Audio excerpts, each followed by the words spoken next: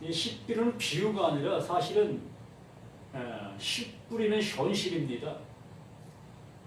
이게 현실 속에 있었던 그 일들의 모습을 그 예수님께서 들어서 말씀해 주시고 있는 거지요. 그런데 이것이 비유다라고 얘기하는 것입니다. 그래서 우리는 이 씨 뿌리는 것에 대해서 우리는 잘 알고 있습니다. 씨를 어떻게 뿌리며 또 어느 곳에 씨를 뿌려야 되는지도 잘 알고 있습니다. 이 농사 방법이 우리나라와 이 중동 지방과는 약간의 차이점이 있다고 하지요. 우리나라는 이렇게 그 밭을 갈고 또 고를 파고 이렇게 그 직접 하나 이렇게 뿌리는 그러한 그 방식의 씨 뿌림을 합니다. 뭐 예전에는 그 밭에다가 예를 들어서 뭐 호미를 심는다든가 보리를 심는다든가 이런 걸 심을 때에 흙 뿌리는 그러한 경우 있었습니다. 그냥 뭐 망태기에다가 씨알을 담아가지고 그냥 손으로 흙 뿌리는, 이걸 흙 뿌린다라고 얘기하죠. 이 중동 지방의 그 씨 뿌리 바로 흙 뿌림이에요. 하나 이렇게 심는 것이 아니라 이렇게 그 흙 뿌려서 그냥 뿌려서 심겨지는 그런. 그러니까 우리나라와 정반대지요. 우리나라는 밭을 갈고 골을 파서 뿌리는데 거기는 씨를 뿌리고 나서 밭을 가는 거지. 이러한 차이가 있습니다. 그러한 차이를 우리가 생각하면 이 씨 뿌리는 현상의 모습을 그냥 이해할 수가 있어요. 이렇게 흙 뿌리다 보면 그 씨앗이 이 바람이 불게 되어졌을 때에 내가 이 밭에다가 뿌렸는데 그 씨가 날라가 어디에? 길가에도 떨어지게 되어지고 뭐 돌짝밭에도 떨어지게 되어지고 가시덩굴에도 떨어지게 되어지고 이렇게 되어지는 현상이 그냥 그들이 볼 수 있었고 알 수 있었던 그 현상들의 모습이었습니다. 뭐 특별한 게 아니었어요.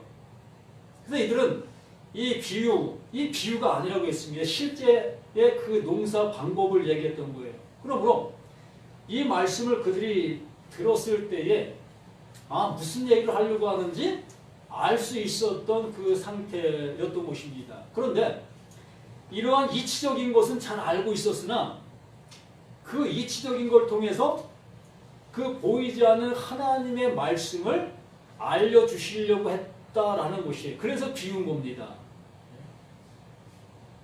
정반대 것을 우리에게 보여주시는 것, 이게 비유예요. 우리가 알 수 없는 그것이었는데 그 알 수 없는 그것을 정말 알 수 없는 걸 들어서 설명해 준다는 얘기지요.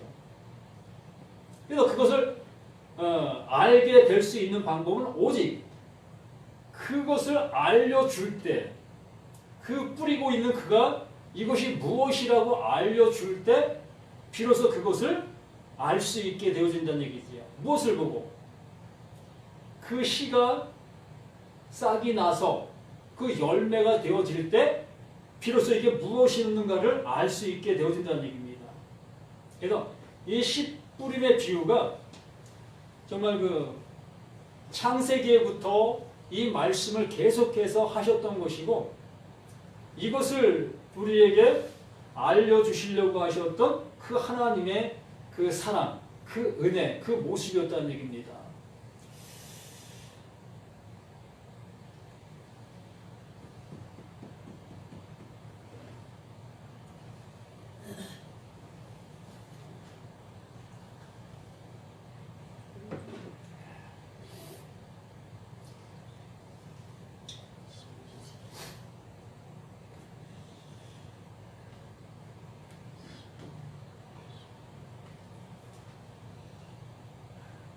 예, 본론으로 가겠습니다.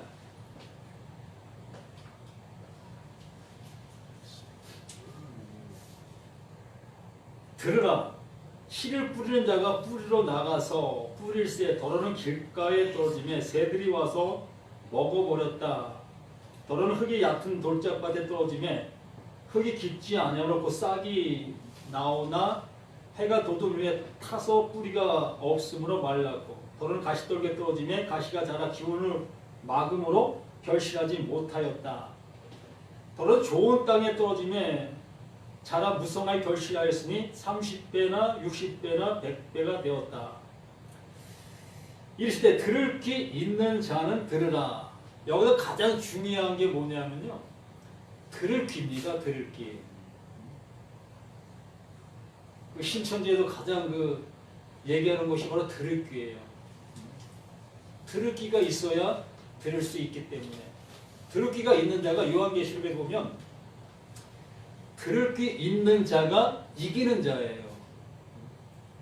또 들을 귀 있는 자가 14만 4천 안에 포함되어 있는 자고요.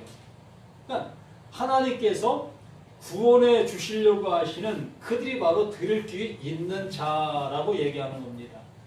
그래서 씨 뿌리는 비유에서도 가장 중요한 것이 들을 귀 있는 자, 그게 바로 옥토밭이다라고 얘기하는 겁니다. 이 세 가지 밭, 길가밭, 돌짝밭, 가시밭은 들을 귀가 없어요. 들을 귀가 없다 보니까 그 하나님 말씀하신 그 말씀을 바르게 알지 못하고 내 나름대로의 신앙의 모습으로 내 나름대로의 방법으로 가게 되어지는 그것을 세 가지 밭의 비유로 얘기하는 겁니다. 들을 귀가 없으니까 이렇게 말씀하신 거구나, 뭐 저렇게 말씀하신 것이구나 라는 생각을 가지고 그 방법을 향해서 가는 것입니다. 알지 못하니까. 근데 들을 귀가 있게 되어지면 그 말씀이 내 안에서 아름다운 열매로 맺히는 거예요. 좋은 밭에 떨어짐에 30배, 60배, 100배의 결실을 얻는다. 근데 이 30배, 60배, 100배라는 그 개념은 특별한 의미는 아니에요.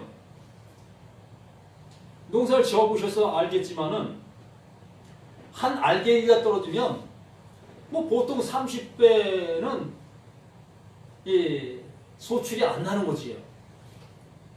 또 60배도 뭐 그렇게 소출이 좋은 건 아닙니다.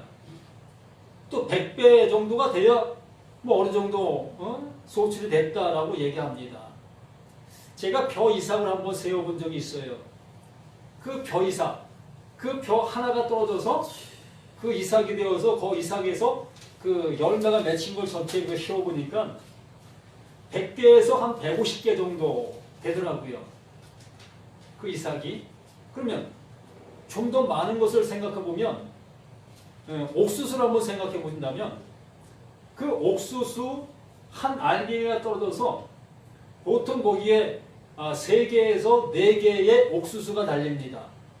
많게는 뭐 5개, 6개가 달리는 옥수수도 있어요. 그러나 그것은 많이 달리면 그 알갱이가 실하지 못해요. 그래서 가장 좋은 것은 한 나무에 옥수수 한 3개 정도 달리는 것이 가장 좋은 열매를 맺을 수 있는 모습입니다.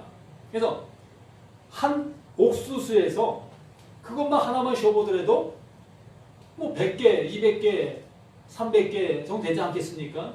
그 한 옥수수 알갱이가. 그러면 그 3개가 있으면 그걸 한 1000개 되잖아요. 그건 1000배가 된 거예요. 이렇게 이 수학에 대한 그 30배, 60배, 100배는 큰 의미를 둘 필요가 없어요. 그래서 우리가 뭐 하나님 앞에 이렇게 헌신하면 30배, 60배, 100배로 하나님 복 주신다. 이런 얘기에 현혹될 이유가 없는 겁니다. 뭐 당연한 거예요. 이 농사를 지면 이러한 수확은 당연한 모습으로 우리에게 오게 되어지는 것입니다. 이러한 상태에 있는 그 모습 속에서 키 있는 자는 들으라 라고 말씀하시면서 그 10절에 예수께서 홀로 계실 때에 함께한 사람들이 12제자와 더불어 그 비유에 대하여 물으니 이르시되 하나님의 나라의 비밀을 너희에게는 주었으나 외인에게는 모든 것을 비유로 한다. 이 너희에게 그 앞에 있는 제자들을 얘기하는 거죠. 그 제자들에게는 그 비유의 주인 되는 그 예수, 그 비유의 주인 되신 예수가 그들과 함께하고 있고 또 그들의 그 모든 모습 속에서도 함께하는 그 생활의 모습이었었기 때문에 그들 지금 현재는 그 비유에 대해서 알 수 없으나 그러나 그들에게는 그것이 알림 바 되어진 것과 같다라는 얘기입니다. 그 비유의 주인 되는 그 예수와 함께하고 있기 때문에 그러나 그 예수를 배척하고 있는 그 밖에 있는 사람들, 그 제자들 위에 그 모든 사람들은 그 비유를 얘기해줘도 그 비유가 무엇을 얘기하고 있는지를 전혀 알 수가 없고 그 예수가 죽는다 할지라도 그 하나님의 일이 땅에 떨어져 썩어지는 그 일이 그들 앞에 주어진다 하도 그들은 알 수 없는 그 모습이었다는 얘기예요. 그러나 그 제자들은 그 말씀의 주인 되는 그 뿌려진 씨앗이 하나의 밀이 땅에 떨어져 죽으니 많은 열매가 맺히는 그 말씀을 이 제자들은 알게 되어지는 그 상태로 가는 겁니다. 우리들도 마찬가지입니다. 이렇게 뿌려지는 씨앗, 이 말씀들이 그 예수로 와서 그 십자가에서 죽으시는 그 은혜로 내게 올 때, 그 은혜로 올 때에 내가 비로소 이 뿌려진 씨앗의 열매가 되어진다는 거예요. 나 자신이 이 열매가 되어져서 하나님이 거두시는 그 모습이 되어진다는 얘기입니다. 그렇게 되어지는 그것을 위한 이 비유가 이 말씀의 핵심이라는 얘기입니다.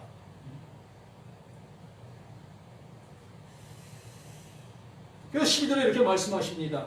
이는 그들로 보기는 보아도 알지 못하며 듣기는 들어도 깨닫지 못하게 하여 돌이켜 죄 사함을 얻지 못하게 하려 함이라. 왜 하나님이 이렇게 하셨겠습니까? 하나님이 일부러 하나님을 알지 못하도록 하셨겠습니까?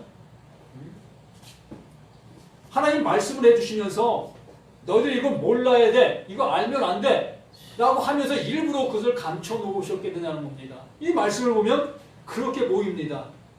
그 이스라엘 백성들이 알면 안 되기 때문에 알 수 없도록 꽁꽁 감춰 놓은 것과 같은 그 모습이라는 얘기입니다. 그런데 하나님께서 이렇게 꽁꽁 감춰 놓으신 것이 아니라 우리 스스로가 그 하나님의 말씀을 내 스스로가 멀리하고 있다는 얘기지요. 내가 지금 현재 속에 있는 이 모습이 더 좋다는 얘기입니다. 그 영원한 거 내겐 필요 없다는 얘기지요. 내 현실 속에서 내 현실에 있는 여러 가지 그 모든 모습 속에서 만족하며 이것이 더 좋다는 얘기입니다. 이것을 어떠한 모습 속에서는 이 간접적인 그러한 표현으로 이렇게 표현해주고 있는 그 모습이라고 할 수밖에 없습니다. 또 10절 또 이르시되 너희가 이 비유를 알지 못할진데 어떻게 모든 비유를 알 수 있겠느냐. 그래서 성경 전체가 비유로 된 그 말씀들인데 너희가 이 씨 뿌리는 비유를 알지 못하고 있는데 어찌 창세기에 창조의 역사된 그 말씀들 또 아브라함을 통해서 말씀하신 그 말씀들 또 노아를 통해서 말씀하신 말씀들 다윗을 통해서 말씀하신 말씀들 또 선지자를 통해서 말씀하신 그 모든 말씀들을 너희가 어떻게 알아들을 수 있었겠느냐. 못 알아듣는다. 내가 그 비유의 주인 그 구약 말씀의 주인 되는 그 자신이 와서 이렇게 말하고 있는데도 알지 못하는데 어찌 너희가 그 주인이 와서 하는 그 얘기도 알지 못하는데 뜬금없는 그 아무 모습 속에서 알지 못하는 그 소리를 하고 있는 그 소리를 너희가 알아들을 수 있겠느냐는 겁니다. 결과적으로 그 모든 말씀들이 영원한 하나님의 나라의 말씀인데 우리는 그 하나님의 나라 밖에서 생활하면서 그 말씀들을 하나님의 나라의 말씀으로 받아들였던 우리 자신들이었기 때문에 우리는 그 말씀들이 다 하나님의 나라의 말씀으로 알고 그 말씀 안에서 족한 삶을 살아가는 거예요. 그런데 그 말씀의 주인 되는 그 예수가 와서 그 말씀에 대해서 이제 열어주십니다. 알려주시는 거예요. 그 알려주시면 아 그렇습니까? 아 그거네요 라고 해야 될 그들이 그러지 아니하고 자신들이 배우고 익혔던 그것들을 더욱더 중시 여기고 더욱더 확고한 모습으로 그 예수를 향해서 배척한다는 얘기입니다. 바로 이 얘기가 그 얘기예요. 하나님이 그들에게 감춰놨다는 얘기가 아니라 그들에게 주셨는데 그들은 이미 땅 아래서 만족한 삶을 살아갔고 그 만족한 생활 속에서 그 하나님을 모셨고 그 하나님이 자신들의 그 모든 것에 아버지로 여기고 살아가고 있었기 때문에 진작 하나님이 의도하셨던 하나님의 말씀들을 이들은 알아들을 수가 없었던 것입니다. 그 상태를 예수님께서 말씀하시면서 이렇게 그들에게 비유로 말했는데 이게 비유로밖에 안 들린다 그들에게는. 그런 얘기를 이 씨 뿌리는 비유를 통해서 말씀해주고 있는 것입니다. 그러면서 14절에 이제 그 비유에 대해서 한 번 더 설명을 해주십니다. 뿌리는 자는 말씀을 뿌리는 것이라. 뿌리는 자는 말씀을 뿌린다는 겁니다. 분명히 예수님께서 씨 뿌리는 비유를 말씀하셨습니다. 씨 뿌리는 비유를 말씀하셨는데 그것을 다시 풀어서 얘기해 주시면서 이 뿌리는 게 뭘 뿌렸는지 아냐? 말씀을 뿌렸다. 구약에 수없이 하나님께서 말씀하시지 않았느냐? 그 말씀이 하나님께서 뿌리신 씨앗이었다. 그게 말씀의 씨앗이었다. 라고 말씀하십니다. 그러면서 말씀이 길가에 뿌려졌다는 것은 이들을 가리킵니다. 곧 말씀을 들었을 때에 사탄이 즉시 와서 그들에게 뿌려진 말씀을 빼앗는 것이요. 길가.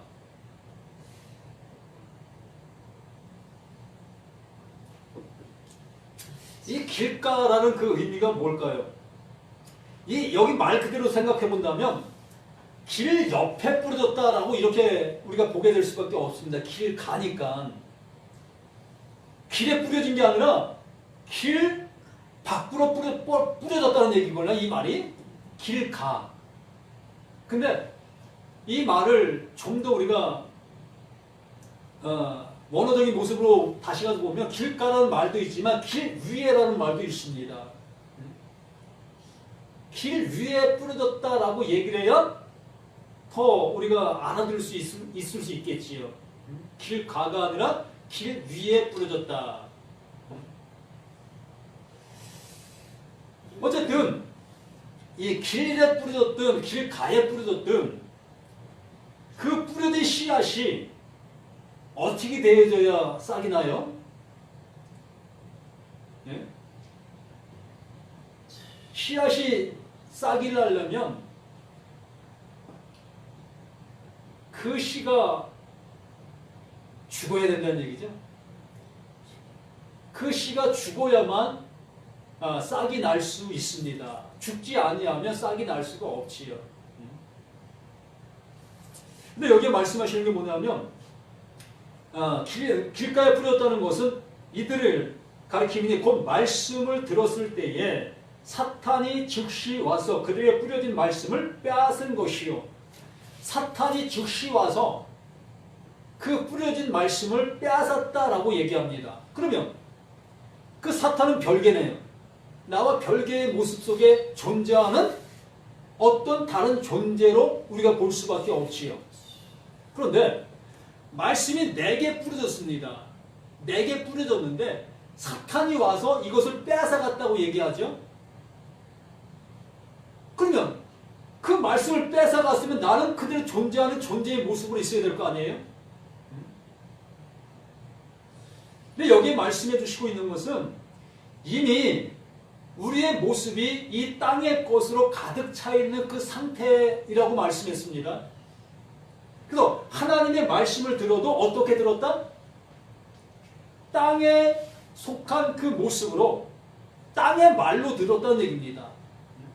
하늘의 말을 하셨지만 하늘의 말을 그 하늘이라는 그 자체를 우리는 땅의 모습 속에 있는 이 상태의 모습으로 알아듣고 있었다는 얘기예요. 그게 마귀 사탄 그 자체라는 얘기입니다.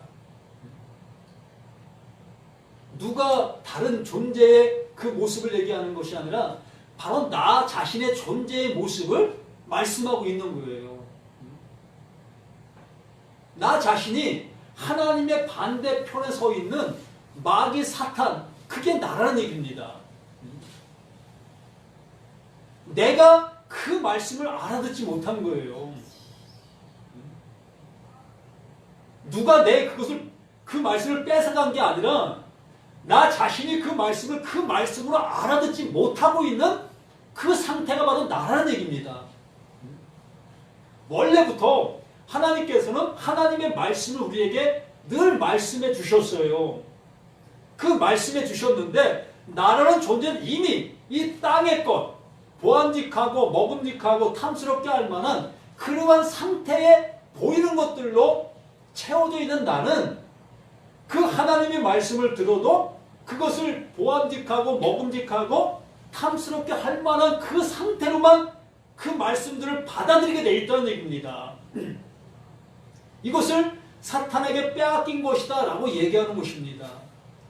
하나님의 것을 하나님의 것으로 알아들을 수 없는 그 모습, 그게 길가에 뿌려져 있는 그 모습이라고 얘기하는 거예요. 그 말씀이 죽질 않는다는 것입니다. 그 말씀으로 인해서 내가 죽지를 아니한다는 거예요.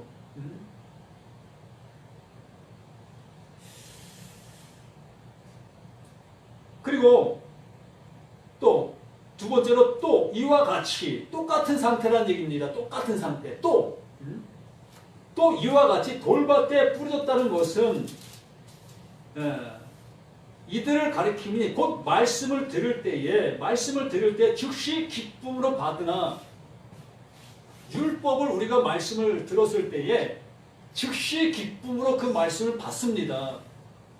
아, 이 말씀 이렇게 하라고 하시는 것이구나. 그 말씀을 지키는 것을 우리는 너무나 좋아하고 할 수 있다 라는 그 마음을 갖고 그 말씀을 덥석 묻는 것이죠. 덥석 받아들이는 거예요. 나는 할 수 있다는 그러한 조건 속에서 그 말씀들을 받아들이는 것입니다.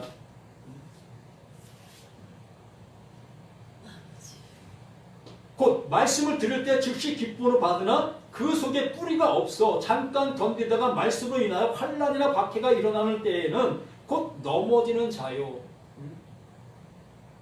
지켜집니까? 예? 말씀을 내가 잘 지킨다고 그것을 받아놓고서 목사님들이 설교를 하죠. 올해는 이렇게 삽시다. 그 말씀 하나 다 말씀들 뽑으신 분들도 계시고 말씀 카드를 이렇게 하셨잖아요. 그러면 그 말씀을 받아놓고 그 말씀대로 살으려고 우리가 무던히 애를 씁니다. 그 받을 때는 기쁘잖아요. 아, 하나님이 내게 이런 복 주시려고 하시네? 기쁘잖아요. 근데 그걸 실천으로 옮기려고 보니까 잘 안 되는 거예요. 그게 또 넘어지는 거예요. 그게 돌밭에 뿌려진 그 모습이라. 하나님의 말씀이 무엇을 원하시는지를 모르는 상태에서 그 말씀을 가지고 있는 그 상태, 그 모습이라는 얘기입니다. 아무리 애쓴들 그것이 나를 통해서 이루어져 나갈 수 있는 것이 아니기 때문에.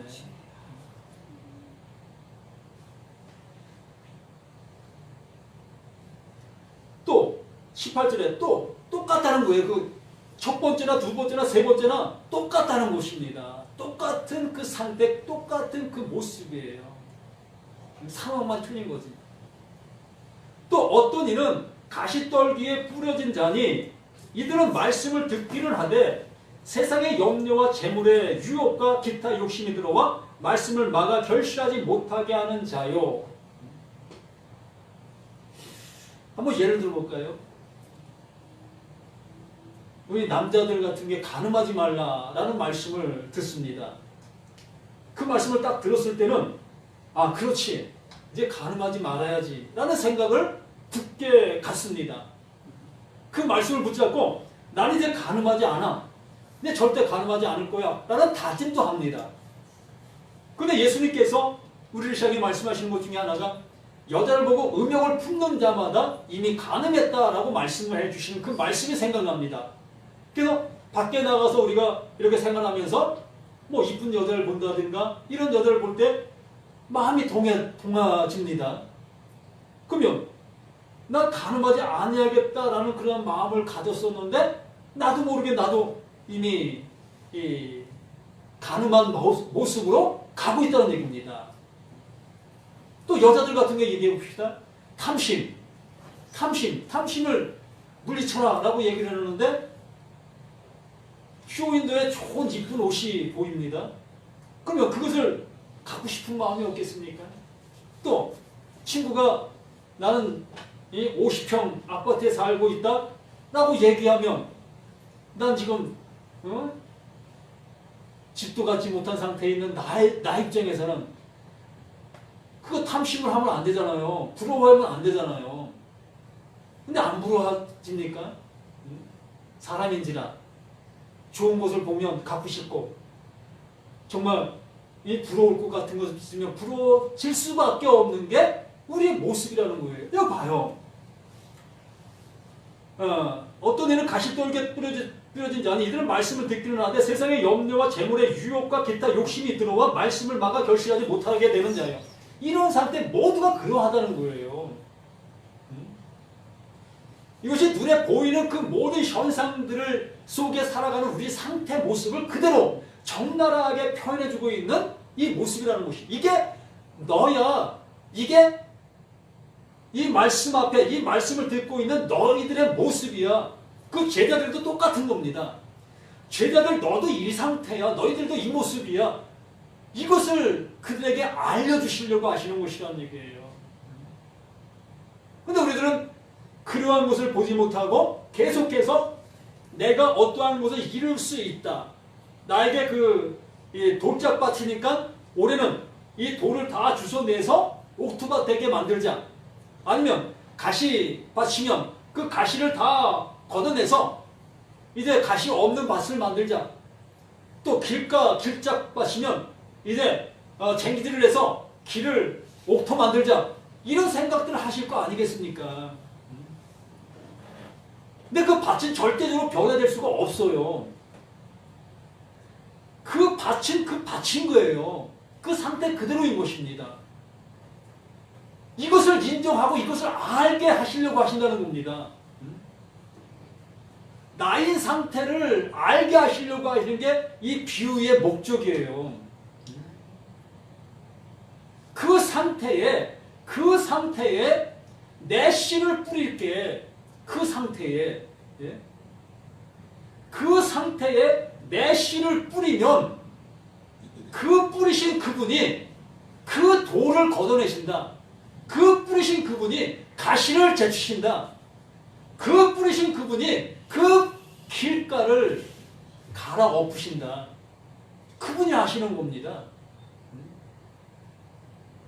나의 상태를 알게 될 때 내가 이 세상 속에 보암직하고 먹음직하고 그러한 것들로밖에 볼 수 없는 나인 것을 알게 될 때 그것으로 알게 될 때에 그것을 만드신 그분이 다른 시 정말 어떠한 환경 속에서도 그 씨가 발아하여 아름다운 열매를 맺을 수 있는 그 씨를 여기에 심는 거예요. 그 씨를. 옥토밭은 내가 옥토밭 되는 게 아니고요. 그분이 옥토밭으로 만드는 거예요. 그분이.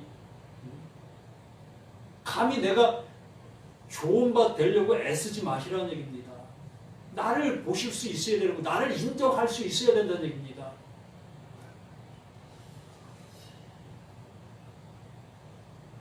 그래서 20절 말씀에 좋은 땅에 뿌려졌다는 것은 이제 이 19절 이하와 정반대적인 말을 하는 것입니다. 19절까지는 또라고 얘기했습니다. 예? 또 이런 밭이 있다, 또 이런 밭이 있다, 또 이런 밭이 있다 라고 하셨던 그 모습 속에서 정반대적인 그 밭을 얘기하는 것입니다. 그 밭이 좋은 밭, 좋은 땅에 뿌려졌다는 것은 곧 말씀을 듣고 받아 30배, 60배, 100배의 결실을 하는 자니라. 그런데 이 세상 모든 사람들은 다 보암직하고 먹음직하고 탐스럽게 할 만큼 그 모습으로밖에 볼 수 없는 피조물들입니다.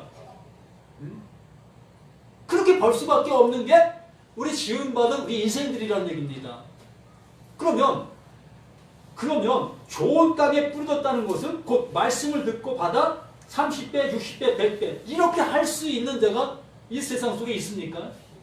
예? 그 말씀을 받아 30배, 60배, 100배의 결실을 얻을 수 있는 그 육체가 있느냐는 겁니다. 이걸 결론 짓고 가자는 거예요. 예수님께서는. 내가 온 이유가 뭐냐? 이 세상 가운데 유일한 죄 없는 그 유일한 내가 온 이유가 뭐냐? 이걸 말씀해 주시고 있는 것이 아니겠습니까? 바울이 얘기한 것처럼 모든 사람이 죄인이다. 모든 사람이 죄인이다. 그 말씀의 결론 속에서 그 죄 없으신 그분, 그 예수가 왜 오셔야만 했느냐? 그 이유가 이 말씀에 드러나는 이 모습 아니겠습니까? 옥토밭에 뿌려지니 그 옥토밭에 뿌려지니 그 말씀을 듣고 좋은 땅에 뿌렸다는 것은 곧 말씀을 듣고 들을 귀가 있다고 했잖아요. 들을 귀가 있는 게 복이라고 했죠. 아까 말씀해 주신 것처럼 9절에 말씀한 것처럼 이르시되 들을 귀 있는 자는 들으라. 이것이 이 세상 속에는 아무도 없었다는 거예요. 예수님이 오셔서 이렇게 말씀을 해주시고 계시지만 그 예수의 말을 들을 수 있는 어느 누구도 없었다는 얘기입니다. 없다는 거예요. 그러면서 여기에 그 20절에 말씀하는 것처럼 좋은 데 뿌렸다는 것은 곧 말씀을 듣고 이 들을 귀가 있는 자, 들을 귀가 있는 자가 누굽니까? 그 예수만 들을 귀가 있는 거예요. 그분만 들을 귀가 있는 것입니다. 그 예수가 듣고 받아 30배나 60배나 100배의 결실을 하는 자니라. 그 예수로 인해서 30배, 60배, 100배의 결실을 하게 된다. 그러므로 그 예수가 어떻게 되어집니까? 예? 그 예수가 어떻게 되어져요? 그냥 살아서 하늘나라 갑니까? 예? 그 예수가 이렇게 말씀하신 들을 귀 있는 그 예수가 어떻게 되어지시냐는 거예요. 예? 죽으시잖아. 그 십자가에서 죽으시잖아. 말씀을 들으니까 어떻게 돼요? 죽는 거예요. 말씀이 내게 들리면 아, 내가 죽은 자구나. 이걸 알게 된다니까요. 예? 말씀을 들으면 기뻐하는 그 모습이 아니에요. 말씀이 내게 들리면 1차적으로 내가 죽었다는 것을 알게 된다니까요. 이걸 알게 되어진 이후에 기뻐 뛰노는 거예요. 살아나니까. 하나님의 생명이 내게 오니까. 그때 비로소 외양간에 소가 펄쩍펄쩍 뛰어노는 그 모습이 있는 것이라는 얘기입니다. 고삐가 묶여있는 그 상태는 죽은 거예요. 예? 이거 우리가 분명하게 인지하셔야 돼요. 고삐에 묶여있는 그 송아지는 죽은 거라고요. 이해가 안 될 수밖에 없는 그 상황이지만 나도 이해가 안 돼요. 어떻게 고삐에 묶여있다고 그게 죽었다고 할 수 있느냐. 살아있는데 누구나 그렇게 볼 수밖에 없습니다. 그러나 고삐에 묶여있는 그 상태가 죽은 거라고요. 이걸 다시 얘기하면 율법 아래 있는 그 상태는 죽은 거라고요. 내가 율법을 지키고 있는 그 상태가 죽은 거라고요. 그 헤란에 있는 그 모든 수고가 헛되고 헛되도다. 그 고백이 솔로몬이 하나님 나 죽은 것 이제 알았습니다 라는 그 고백이라고요. 다윗이 정말 이 모든 것이 아무것도 아니구나 라고 고백한 그것이 하나님 이제 내가 죽은 걸 알았어요 라고 고백한 것이라고요. 우리들도 그 고백이 전제되어야만 되는 것이, 그래야 복음이 내게 들어온 거예요. 이 씨뿌리는 비유가 그것을 알게 하시려고 하시는 정말 하나님의 기초적인 시작이라고요. 이게 이것을 알아야 다른 비유들을 이제 비로소 볼 수 있는 그 눈이 열린다는 얘기입니다. 그래서 한 알의 밀알이 땅에 떨어져 죽지 아니하면 한 알 그대로 있는 거예요. 그 율법 아래서 하나님의 말씀을 잘 지키고 그것을 순종하는 그 모습은 그 한 알 그대로 있는 거예요. 그 상태 그대로 있는 거예요. 그대로 있다가 그것이 가는 그 마지막으로 가는 거예요. 그런데 그 한 알 그 밀알이 땅에 떨어져 죽을 때 거기에서 하나의 그 새로운 싹이, 새 생명이 시작이 되는 것입니다. 이게 영원으로 가는 거예요. 이것이 되어지지 아니하면 우리는 하나님의 사랑을 내가 받았다라고 할 수 없다는 얘기입니다. 그냥 의식적으로, 그냥 지식적으로 우리가 그 사랑 안에 있다, 난 구원받았다라고 하는 그 모습밖에 되지 아니하는 것입니다.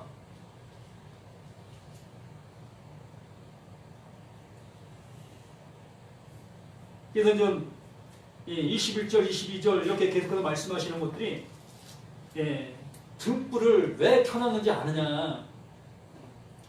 등불을 켜는 이유는 우리의 그 모든 모습을 밝히 보게 하시기 위함이다. 밝히 보게 하시기 위해서 말 속에 두지 아니하고 말 위에, 등경 위에 두는 것이다. 우리의 모습을 보게 하시려고. 근데 우리는 이 등경 위에 있다 하면서 그 빛이 그 말 속에 들어가 있는 그 상태로 내 모습을 보았다 하면서 내 모습만 계속해서 회개하고 있는 그 상태. 그러면서 하나님의 말씀이라면 내가 잘 듣고 잘 순종해야지 라는 생각 속에서 살아가는 그것이 말 속에 넣은 그 상태, 그 빛을 말 속에 넣은 그 상태, 그 모습을 얘기하는 것입니다. 분명히 빛은 있어요. 분명히 빛은 있는데 등경 위에 놓아야 내 모습을 밝히 볼 수 있는데 그 말 속에다가 집어넣고 그 빛을 받았다 여기고 있는 내 모습이라는 얘기입니다. 그 어찌 내 모습을 볼 수가 있겠습니까? 그래서 이 씨 뿌리는 비유를 통해서 정말 이 씨 자체가 나에게 그대로 존재하고 말씀이 씨라고 했잖아요. 그 말씀이 내게 들어와 그 상태로 그냥 있으면 안 된다는 얘기입니다. 그 말씀이 나와 함께 어떻게 돼요?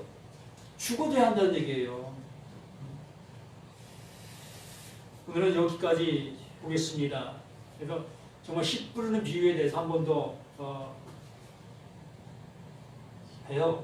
해서 좀 더 우리가 씨 뿌리는 비유에 대해서 확실하게 알고 갔으면 합니다. 기도합니다.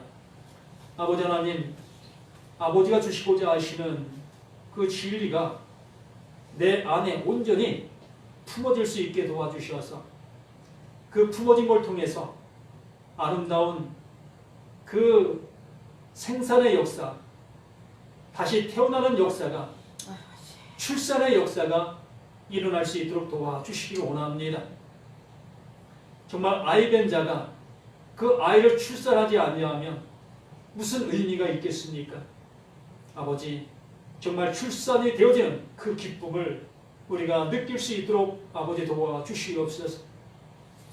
이 비유를 통해서 다시 한번 우리 자신들의 모습을 보게 하시며 아버지가 이루시고자 하시는 그 참 의미, 참 뜻이 내게 이루어질 수 있도록 도와주시옵소서.